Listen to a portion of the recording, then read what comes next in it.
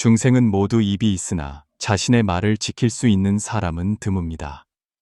고덕은 이르기를 입은 마음의 문이요 말은 뜻의 시작이라고 했습니다. 얼마나 많은 사람이 한순간의 말실수로 평생의 한을 남기고 얼마나 많은 사람이 한마디의 오만한 말로 집안이 망하고 목숨을 잃었습니까?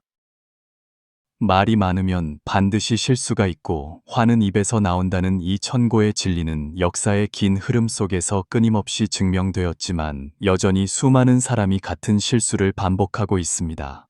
관세음 보살께서는 대자대비하시어 일찍이 법을 설하시며 무릇 범부들은 말을 조심하지 않아 끝없는 화를 자초하는 경우가 많다고 지적하셨습니다. 보살께서 가르침을 여시니 어떤 수승한 방편이 있어 중생의 말로 인한 고통을 해결할 수 있겠습니까? 구업이 깊은 사람은 또 어떻게 수행해야 화를 복으로 바꾸고 대자유를 얻을 수 있겠습니까? 대당 정관 연간 보타사는 구름과 안개에 휩싸여 향불이 왕성했습니다.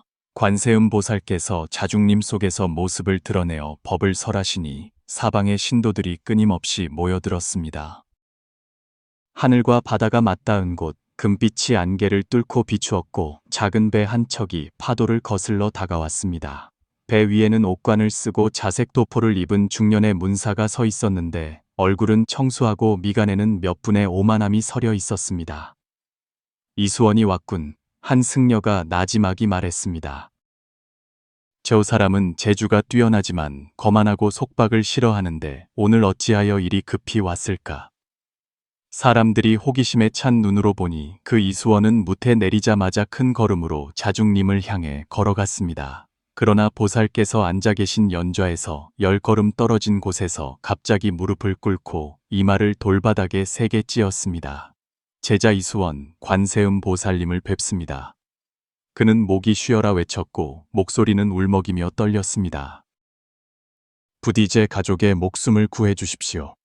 이 광경에 사람들은 모두 놀라움을 금치 못했습니다. 관세음 보살께서는 눈을 살짝 내리뜨고 이 범상치 않은 손님을 보시며 물으셨습니다. 무슨 일로 그리 놀랐느냐? 이수원이 고개를 들자 그의 얼굴은 초췌했고 두 눈은 핏발로 가득했습니다. 제자는 일찍이 태자세마를 지냈으며 문장에 능통하고 변론에 뛰어났습니다. 지난날 재주를 믿고 오만하여 말이 청산유수 같아 스스로 천하무쌍이라 여겼습니다. 그러나 근래에 연이어 구설에 화를 입어 이제는 화가 겹쳐 목숨이 경각에 달렸습니다.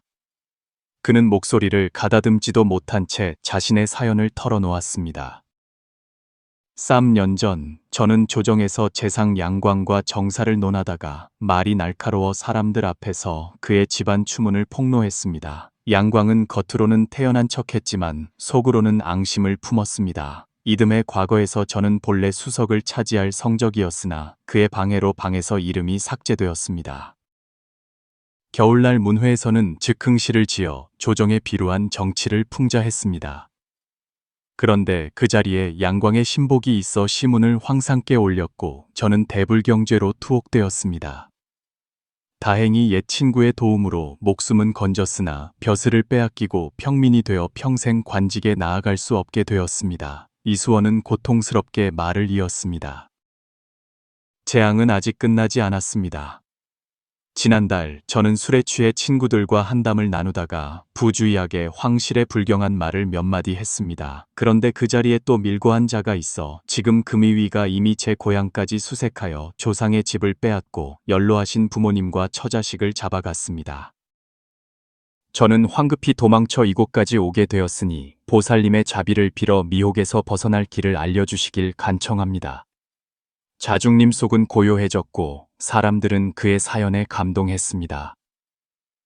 관세음 보살의 눈빛은 물과 같았고 나지막이 물으셨습니다. 너는 자신이 어찌하여 이런 겁난을 겪게 되었는지 아느냐? 이수원은 가슴을 치며 말했습니다. 제자는 줄곧 말재주가 장점이고 능수능란한 언변이 복이라 여겼습니다. 그런데 이 용서 없는 입 때문에 하늘을 뒤덮는 재앙을 부를 줄은 몰랐습니다. 허나 제자가 한 말은 모두 사실이고 밝힌 것은 모두 진실인데 어찌하여 오히려 제 자신을 해치게 되었습니까? 보살께서 연꽃 한 송이를 들어 보이셨습니다. 네오는 이 연꽃을 보아라. 진흙 속에서 피어나지만 티끌에 물들지 않는다. 이 꽃은 언제 피고 언제 지느냐. 이수원은 이해하지 못하고 답했습니다. 키꽃이 피고 지는 것은 자연의 때가 있는 법입니다. 바로 그러하다. 관세음 보살께서 자비롭게 말씀하셨습니다. 말은 꽃과 같아 때가 되면 피고 때가 지나면 진다. 때를 알지 못하고 망령되이 말하는 것은 마치 한겨울에 억지로 꽃본고리를 피우려는 것과 같아 스스로를 상하게 할 뿐이다. 회색 승복을 입은 노승 한 분이 앞으로 나아가 보살께 예를 올린 후 이수원에게 말했습니다. 노승은 장원덕이라 하며 일찍이 간해대부를 지냈으나 또한 직원으로 죄를 얻어 해남도에서 15년간 유배 생활을 했습니다. 후에 다행히 고승의 점화를 받아 출가 수행하여 비로소 구업의 기품을 알게 되었습니다. 노승의 눈에 고통이 스쳐 지나갔습니다. 저는 한 동료가 토번과의 전쟁에 대해 간언하다가 황제의 노여움을 사 구족이 멸하는 것을 보았습니다. 또 다른 대부는 술을 마신 후 친구와 황상이 혼미하다고 속삭였다가 다음날 능지처참을 당했습니다. 그 피 맺힌 교훈들은 어느 것 하나 말과 관련되지 않은 것이 없습니다. 이수원의 얼굴은 흑빛이 되었습니다. 그렇다면 관리가 되어 직원을 할 수 없고 아첨만 해야 한다는 말씀입니까? 그것은 성현의 가르침에 어긋나는 것이 아닙니까? 장원덕이 고개를 저었습니다. 아니다.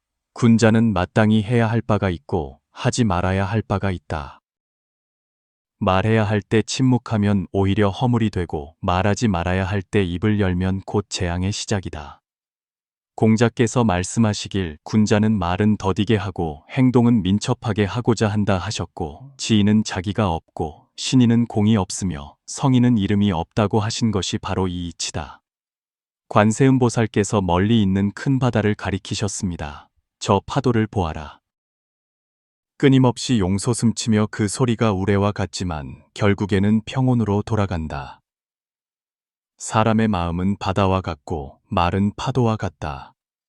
마음이 평온하지 않으면 파도가 거세고 마음이 고요하지 않으면 말이 많아진다. 말이 많으면 반드시 실수가 있으니 마치 파도가 높을수록 더욱 쉽게 부서지는 것과 같다. 이수원은 문득 깨달았습니다. 제가 마음에 집착이 있고 이기려는 마음이 강하여 말이 날카로웠고 다른 사람에게 여지를 남겨주지 않았습니다. 보살께서 고개를 끄덕이셨습니다. 자신의 잘못을 살피는 자를 지혜로운 자라 한다. 그러나 말이 많아 실수가 생기는 근원은 여기에 그치지 않는다. 너는 어찌하여 어떤 사람은 한마디 말로 꿈속에 사람을 깨우고 청이를 누설하는데 어떤 사람은 천마디 만마디를 해도 아무도 귀 기울여 듣지 않는지 생각해 본 적이 있느냐. 이수원은 생각에 잠겨 말했습니다. 말하는 사람의 수양과 지혜가 다르기 때문입니다. 아니다. 보살께서 말씀하셨습니다. 열애께서 법을 설하여 수많은 사람을 제도하셨으나 그것 역시 말 자체에 큰 신통력이 있어서가 아니다. 말은 단지 건네주는 나룻배와 같아 마음속 생각을 다른 사람에게 전달할 뿐이다. 중요한 것은 말하는 자가 어떤 방식으로 건네주고 듣는 자가 그것을 받아들일 수 있느냐이다. 보살의 손에 들린 연꽃이 기이한 빛을 발했습니다. 세상의 말에는 세 가지 경지가 있으니 잘 듣도록 하라. 이 말이 나오자 숲속의 모든 사람들이 숨을 죽였고 새와 벌레의 울음소리마저 멈춘 듯 했습니다. 이수원은 두 손을 모아 땅에 엎드려 절하며 말했습니다. 부디 보살님의 자비로운 가르침을 청합니다. 관세음 보살의 법음이 낭낭하게 울려 퍼졌습니다. 초학자는 마땅히 불만거계를 지켜 허망하고 사실이 아닌 말을 하지 말아야 한다. 나아가 불량설계를 지켜 이간질하고 시비를 일으키지 말아야 한다. 다시 한 걸음 나아가 불악구계를 지켜 거칠고 더러운 말로 사람의 마음을 상하게 하지 말아야 한다. 이는 기본적인 구덕으로 누구나 행할 수 있으며 큰 화를 면할 수 있다. 이수원은 공경이 들었으나 마음속에 의문이 생겼습니다. 제자가 한 말은 모두 사실이고 망언이 없었는데 어찌하여 화를 입었을까? 바로 그때 자중림 밖에서 한바탕 소란이 일어났습니다. 사람들이 돌아보니 열댓 명의 금이위가 칼을 들고 기세등등하게 숲속으로 쳐들어오고 있었습니다. 대담한 이수원, 모욕대죄를 짓고 감히 이곳까지 도망쳐 숨었느냐. 우두머리인 금이위 통령이 날카롭게 외쳤습니다. 우리는 어명을 받들어 체포하러 왔으니 속히 포박을 받아라. 이수원은 잿빛 얼굴이 되어 땅에 주저앉았습니다. 그러나 관세음 보살께서는 표정의 변화 없이 그 금이위 통령에게 말씀하셨습니다. 이곳은 청정한 곳이니 시주께서는 물러나 주십시오. 금이위 통령은 동요하지 않았습니다. 보살님의 자비는 알겠으나 황명은 어기기 어렵습니다. 이 자는 언론이 대형무도하여 이미 천청을 놀라게 했으니 즉시 넘기지 않으면 귀사찰까지 연루되는 것을 피하기 어려울 것입니다.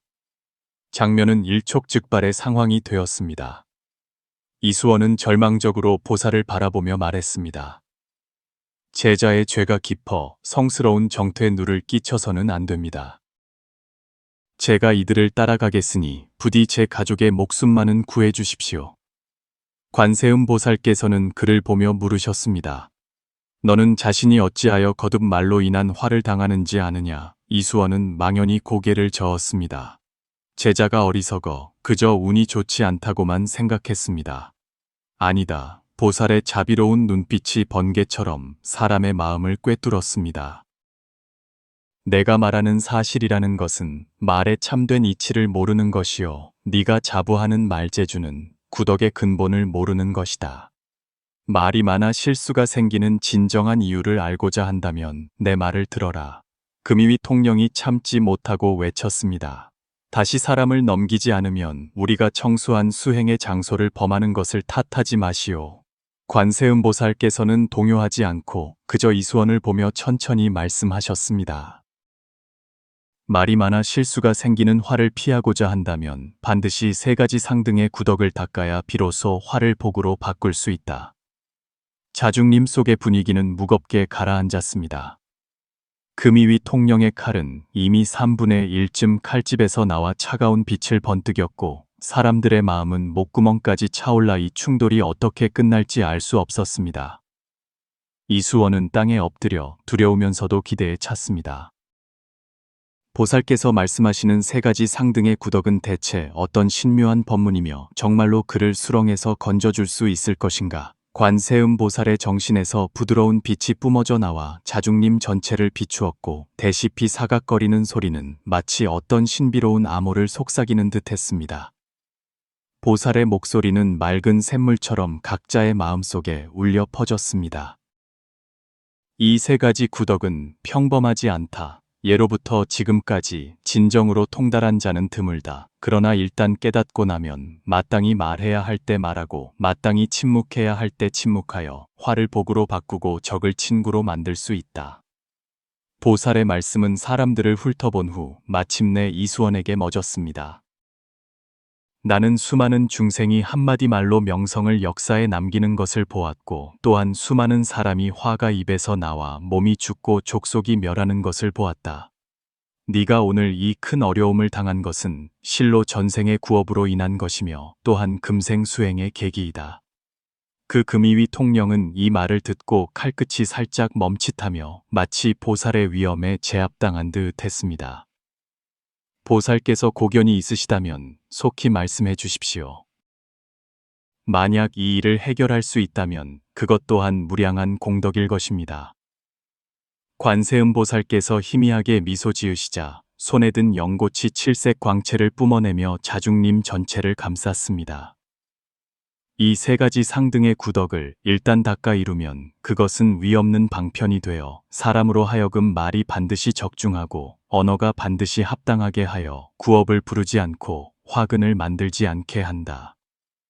이수원은 마치 구명볏짚을 잡은 듯 애원했습니다.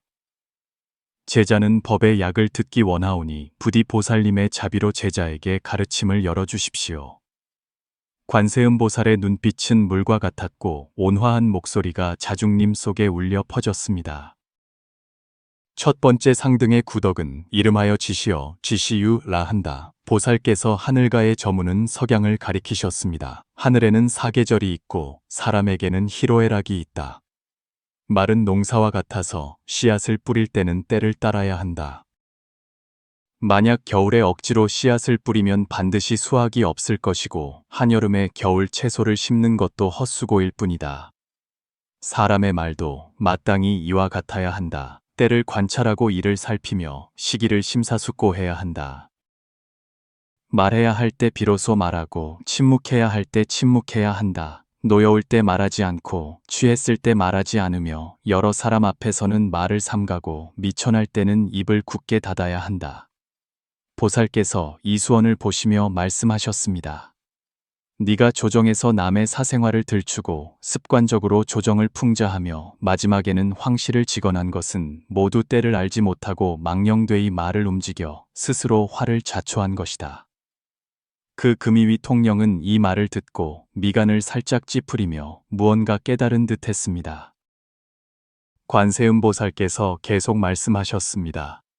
두 번째 상등의 구덕은 이름하여 지량어, 지량유라 한다. 량에는 두 가지 뜻이 있으니 하나는 수량, 즉 말에 많고 적음이요. 둘째는 도량, 즉 말의 분수이다. 말이 많은 것은 복이 아니요 간결함이 도이다. 말이 급하면 화를 부르고 말이 느리면 복을 얻는다. 입이 청산유수 같은 자가 반드시 지혜로운 것은 아니며 침묵하고 과묵한 자가 반드시 어리석은 것은 아니다. 보살께서 연꽃을 드셨습니다. 한 송이 꽃에 하나의 세계가 있고 한 잎에 하나의 보리가 있다. 한마디 말이 천마디 말보다 낫고 침묵이 웅변보다 낫다. 말이 많으면 반드시 양의 조절을 잃게 되니 마치 그릇에 물을 담을 때 너무 가득 채우면 반드시 넘쳐 흐르는 것과 같다. 지량어를 아는 자는 말을 많이 하려 하지 않고 빈말을 좋아하지 않으며 말에는 반드시 절도가 있고 언어에는 반드시 분량이 있다. 한 푼을 말하면 한 푼에서 그치고 절대로 양을 넘지 않는다. 이수원은 문득 크게 깨달았습니다. 제자는 평소 재주를 믿고 방자하여 타오타오 부주에 도도불절하게 한 번 말을 시작하면 멈추기 어려웠으니 아마도 이것이 바로 양을 알지 못하고 말을 많이 한 것입니다. 보살께서 미소 지으며 고개를 끄덕이셨습니다. 잘못을 알고 고칠 수 있다면 이보다 더 큰 선은 없다. 세 번째 상등의 구덕은 이름하여 지이어 지이유라 한다. 의이란 말의 근본적인 의미이다. 말에는 반드시 의미가 있어야 하니 망령되이 발설해서는 안 되며 언어는 이치에 맞아야 하니 함부로 말해서는 안 된다. 말은 본래 소통의 도이며 목적은 자신과 남을 이롭게 하는 데 있다. 만약 의미가 없고 오히려 해가 된다면 차라리 말하지 않는 편이 낫다. 보살의 연꽃이 사방으로 빛을 뿜었습니다. 지이어에는 4가지 층차가 있다. 첫째는 시거 시유이니 말은 반드시 근거가 있어야 한다. 둘째는 이어 리유이니 말은 반드시 이로움이 있어야 한다. 셋째는 하버 해율이니 말은 반드시 조화로워야 한다. 넷째는 버버 에파유이니 말은 반드시 도에 맞아야 한다. 이 4가지를 함께 닦으면 말이 나오면 반드시 적중하고 언어는 반드시 합당하게 된다. 보살께서 그 금이위 통령을 보시며 말씀하셨습니다. 시주께서는 보시오. 이 사람이 비록 말의 과오를 저질렀으나 모두 구덕의 도를 알지 못했기 때문이니 만약 그에게 회개할 기회를 준다면 그것 또한 시주의 공덕이 될 것입니다. 금이위 통령은 잠시 생각에 잠기더니 갑자기 무릎을 꿇고 절하며 말했습니다. 보살님의 자비에 제자가 문득 깨달았습니다. 제가 명을 받들어 이수원을 체포하는 것은 본래 공무였으나 저 또한 하마터면 구업을 지을 뻔했습니다. 방금 제 말이 당돌하여 성스러운 곳을 모독했으니 실로 불경했습니다. 그는 일어선 후 이수원에게 말했습니다. 이 대인, 조정에서는 이미 당신이 한 말이 모두 한순간의 분노 때문이었지 진실로 불경한 마음이 없었음을 알고 있습니다. 이제 황상께서는 당신의 죄를 사면하라는 명을 내리셨습니다. 다만 평민으로 강등하고 영원히 등용하지 않을 것입니다. 당신의 가족에 관해서는 이미 안전하게 고향으로 호송되었습니다. 이수원은 기쁨에 겨워 울며 머리를 조아려 은혜에 감사했습니다. 관세음 보살께서 장엄하게 미소 지으시며 말씀하셨습니다. 너희 두 사람은 모두 구덕의 가르침을 얻었으니 마땅히 경계로 삼아야 한다. 보살께서 또 사람들에게 가르침을 여셨습니다. 구덕을 닦으려면 마땅히 입을 병처럼 지켜야 한다. 입을 엄격하고 실하게 닫고 마음으로 먼저 3번 생각해야 한다.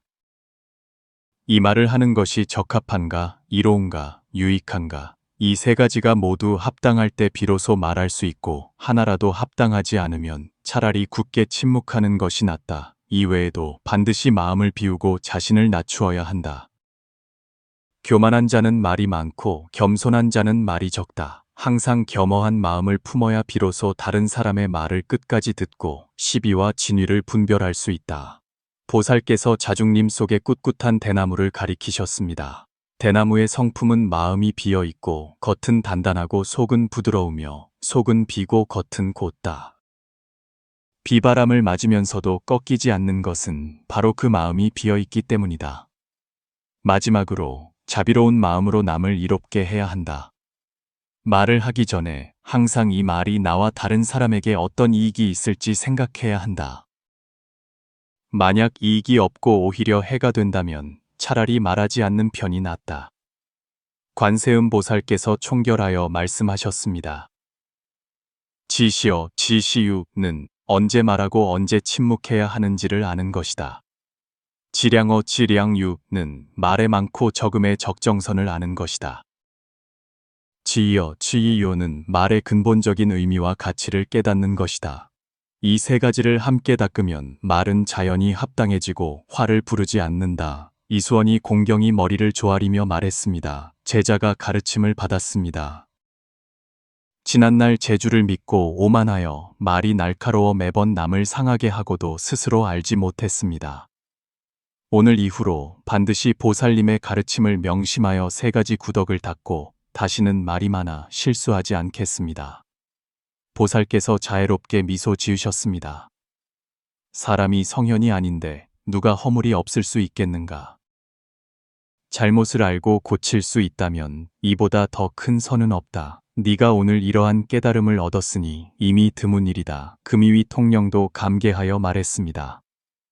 보살님의 가르침은 사람을 번쩍 깨우치게 합니다. 저희 법을 집행하는 사람들은 항상 공무가 몸에 있으니 말이 거리낌 없다고 생각했는데 이렇게 많은 도리가 있을 줄은 몰랐습니다. 이 지시, 지량, 지의의 3가지 덕은 실로 관리가 되고 처세하는 데 있어 둘도 없는 법문입니다. 보살께서 고개를 끄덕이시며 말씀하셨습니다. 사람은 대부분 자신의 혀에 해를 입는다. 한순간의 통쾌함이 평생의 유한이 된다. 입은 화복의 문이요 말은 마음의 사자이다. 마음이 망령되이 움직이지 않으면 입도 망령되이 말하지 않으니 자연히 화를 멀리하게 된다. 한 제자가 이해하지 못하고 물었습니다. 스승님, 때로는 말해서는 안 되는 줄 알면서도 뱉지 않고는 견딜 수 없을 때가 있는데 어떻게 대처해야 합니까? 관세음 보살께서 답하셨습니다. 이는 집착이 그렇게 만드는 것이다. 사람에게는 칠정유격이 있어 집착하는 바가 없을 수 없다. 만약 사무량심, 즉 자비희사를 닦을 수 있다면 이러한 집착들을 옅게 할 수 있다. 마음에 걸림이 없으면 자연히 한순간의 감정에 좌우되지 않을 것이다. 이수원은 생각에 잠긴 듯 말했습니다. 제자가 깨달았습니다.